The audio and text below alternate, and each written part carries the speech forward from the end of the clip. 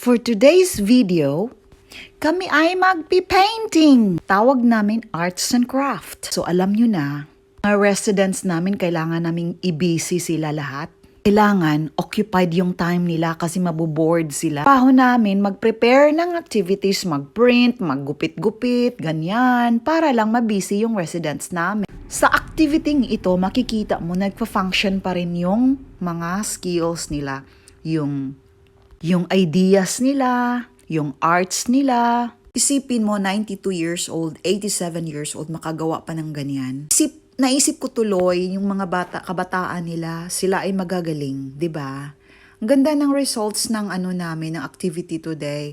Simple lang yan, crepe paper, nilagyan nila ng glue at dinidikit-dikit. Yun na yung result nila. Totoo lang guys, nung nag-apply ako sa company itong, in-applyin ko is account receivable. Sabi nung HR, kasi Filipino yung HR, pwede ka dyan ka sa lifestyle. Pwede ka dyan dahil graduate ka sa atin. Alam mo na, kapag Filipino, tulungan. Kasi HR siya, may control siya. So doon nakapasok ako, dito na ako na-assign sa branch na ito. Ang daming branch ng company na pinasukan ko. Kahit saang suburb, andun sila. So parang prominent na yung nito. Malaking establishment, malaking company. So iba't iba ang mga residents sa each branches namin. Drawing lang ito, pa-painting.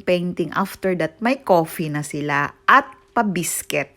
Kalat, 'di ba? Kami din ang aayos diyan. Pero ang sarap ng feeling nung makita mong naaaliw sila. Tapos i-describe nila lahat ng mga pinipaint nila. Isip ko tuloy one day kapag tatanda na ako, pupunta din ako dito. Sana magaling din akong mag-drawing at mag-design ng ganito. Yun bang sana maging proud sila sa nagawa ko. Ito na yung mga carers, nag-prepare na sila ng snacks for mga residents namin. So while they are doing, talagang tinitaker sila dito. Makikita ko sa company na ito ay talagang maalaga nila ang mga residents dito. Alaga sa ligo, sa pakain.